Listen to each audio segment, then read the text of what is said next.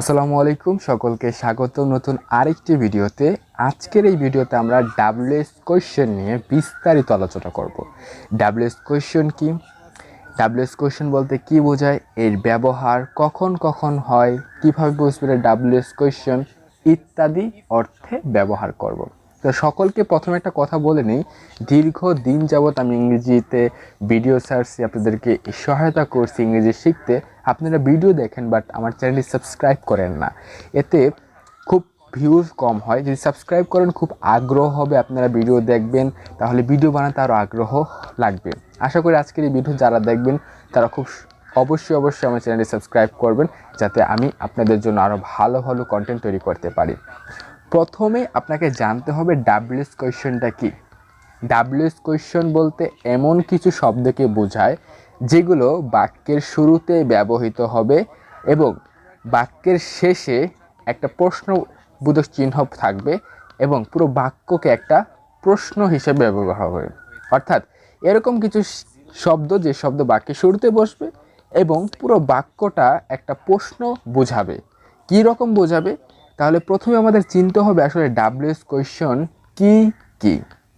বেশ প্রচলিত কিছু শব্দ রয়েছে ডাব্লিউএস কোয়েশ্চেন হিসেবে ব্যবহার হয়ে থাকে, তা হলো হোয়াট, হোয়াই, হোয়েন, হাউ, হু এবং হোয়ার। প্রথমে চলুন আমরা জেনে নিই এদের অর্থটা কি।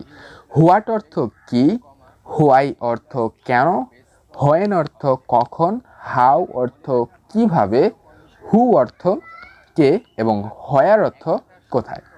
আমি প্রথমে বলেছি এই শব্দগুলো বাক্যের শুরুতে বসবে এবং পুরো বাক্যটা একটা প্রশ্নবোধক বোঝাবে। এই শব্দগুলো অনেক সময় বাক্যের মাঝেও দেখতে পারেন, কিন্তু সেগুলো কখনো ডাব্লিউএস কোয়েশ্চেন হবে না। তো চলুন প্রথমে আমরা এই ডাব্লিউএস কোয়েশ্চেনের যে ওয়ার্ডগুলো পেলাম সেই ওয়ার্ড নিয়ে আমরা এখন সেন্টেন্স মেকিং করব। প্রথমে যে সেন্টেন্সটি রয়েছে আমাদের তা হলো হোয়াট ডু ইউ থিঙ্ক, তুমি কি চিন্তা করো। যে প্রথমে দেখেন হোয়াট, এটা একটা ডাব্লিউএস কোয়েশ্চেন এবং বাক্যের শেষে এখানে একটা প্রশ্নবোধক চিহ্ন রয়েছে এবং পুরো বাক্যের অর্থ যদি আপনি পড়েন তাহলে দেখবেন কি অর্থ দাঁড়ায়, যে তুমি কি চিন্তা করো। এখানে একটা প্রশ্ন করা বোঝানো হয়েছে। অন্য একটি উদাহরণ, when did you have your lunch, যে কখন তুমি তোমার লাঞ্চ করেছিলে বা দুপুরে খাবার খেয়েছিলে। বাক্যের শুরুতে ঠিক একই রকম হোয়েন, যেটি ডাব্লিউএস কোয়েশ্চেন, এবং বাক্যের শেষে একটা প্রশ্নবোধক রয়েছে। আর পুরো বাক্যটা যদি আপনি বাংলা করেন সেটা হবে একটা প্রশ্ন বোঝাচ্ছে যে কখন তুমি তোমার লাঞ্চটা করেছিলে। দ্বিতীয় উদাহরণটি হবে how have you learned English, তুমি কিভাবে ইংরেজি শিখেছো। এখানেও বাক্যের শুরুতে ডাব্লিউএস কোয়েশ্চেন হাউ, বাক্যের শেষে কোয়েশ্চেন মার্ক এবং পুরো অর্থটা একটা জিজ্ঞেস করা হয়েছে, প্রশ্ন দাঁড় করানো হয়েছে যে তুমি কিভাবে ইংরেজি শিখেছো, এটা জানতে চেয়েছে, প্রশ্ন করেছে। চতুর্থ যে উদাহরণটি হয়ে থাকে সেটা হলো why did you not go to school, তুমি কেন স্কুলে যাইনি, তুমি কেন স্কুলে যাওনি। এখানে প্রশ্ন বোঝানো হয়েছে, বাক্যের শুরুতে ডাব্লিউএস কোয়েশ্চেন রয়েছে হোয়াই এবং পুরো বাক্যটা এখানে একটা প্রশ্ন করা হয়েছে যে তুমি কেন স্কুলে যাও নেই। পঞ্চম যে উদাহরণটি হলো হু টোল্ড ইউ, কে তোমাকে বলেছিল। বাক্যের শুরুতে হু, যেটা ডাব্লিউএস কোয়েশ্চেন, বাক্যের শেষে কোয়েশ্চেন মার্ক রয়েছে এবং পুরো অর্থটা পড়লে বোঝা যাবে যে এখানে একটা কাউকে প্রশ্ন করা হয়েছে, মানে তোমাকে প্রশ্ন করা হয়েছে যে এই বিষয়টা তোমাকে কে বলেছিল। সর্বশেষ যে উদাহরণ তা হলো where have you come from, তুমি কোথা থেকে এসেছো।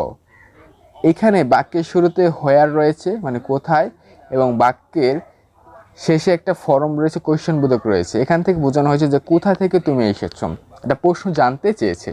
তো আজকের এই ভিডিওতে ডাব্লিউএস কোয়েশ্চেন আমরা আলোচনা করেছি, আশা করি খুব সহজে বুঝতে পেরেছেন। যদি কোনো সমস্যা হয়ে থাকে অবশ্যই আমাকে কমেন্টে জানাবেন, পরবর্তী ভিডিওর সাথে সেটা অ্যাটাচ করে আপনাদেরকে সেই সমস্যার সমাধান দেওয়ার চেষ্টা করব।